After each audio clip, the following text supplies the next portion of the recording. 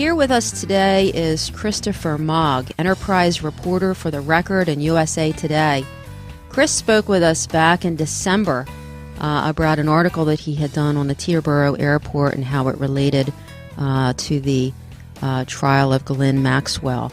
And Chris is back today speaking with us about a different article that he wrote back in February of 2020 related to a serial killer right here in New Jersey. The Khalil Wheeler-Weaver was charged and was ultimately found guilty by a jury on December 19th, 2019, and was sentenced this past October 2021. And so, Chris, I'm going to turn it over to you to describe the unbelievable events, really, leading up to Wheeler-Weaver's arrest and ultimate conviction. Great. Sure. Thank you for reaching out to me on this. Yes, so everything about this case was rare. It was horrific and also rare. One might get the sense from all of the docudramas and news coverage that serial killers are common. They're really not. There are very few serial killers in the world.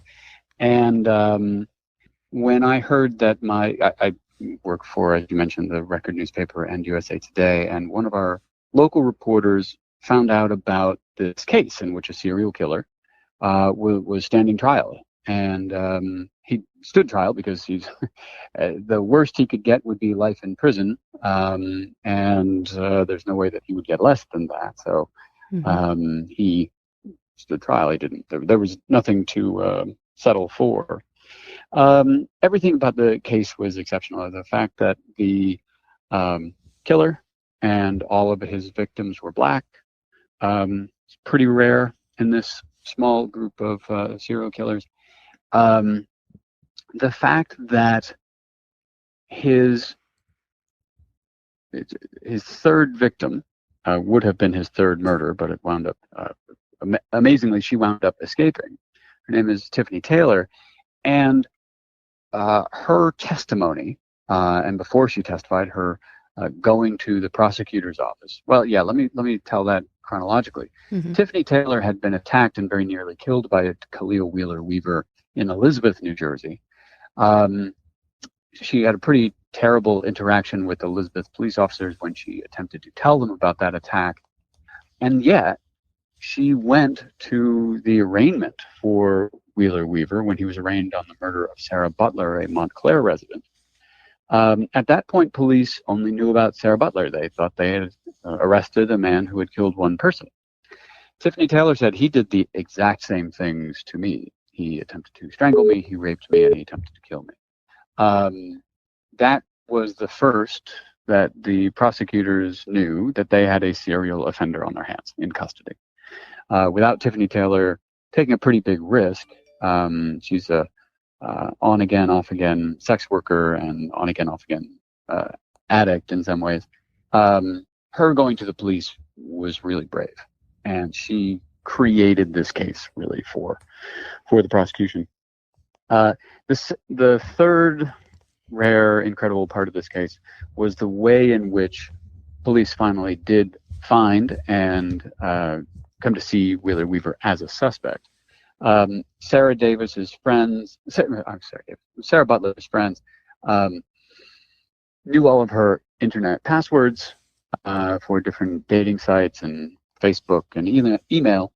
They also knew that she had been last seen and last been talking about going on a date with a man that she had met on a social media site called Tagged.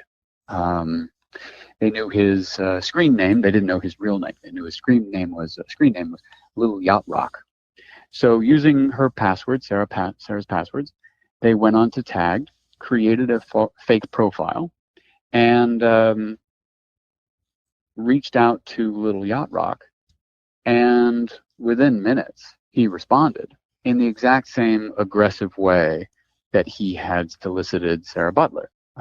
immediately asking for sex in return for money. They catfished him. So, yeah, they catfished him. And they catfished him while they were standing in the Montclair Police Department. So really putting themselves at great risk. If he had heard, they did wind up speaking to him by phone, still standing in the police department. If they had heard if he had heard any of the background chatter of them being in a police department, perhaps things could have gone very differently in this case. But he's not arrested that day, right? The police do, in fact, interact with him, but at that point, they don't have anything to hold him, right? Yes, that's how they came to know about his existence, but they didn't have a crime. At this point, they had no evidence of a crime being committed. Sarah Butler was an adult. She was 19 years old, and kind of the standard police line in cases like this is it's not illegal for adults to leave, to go other places.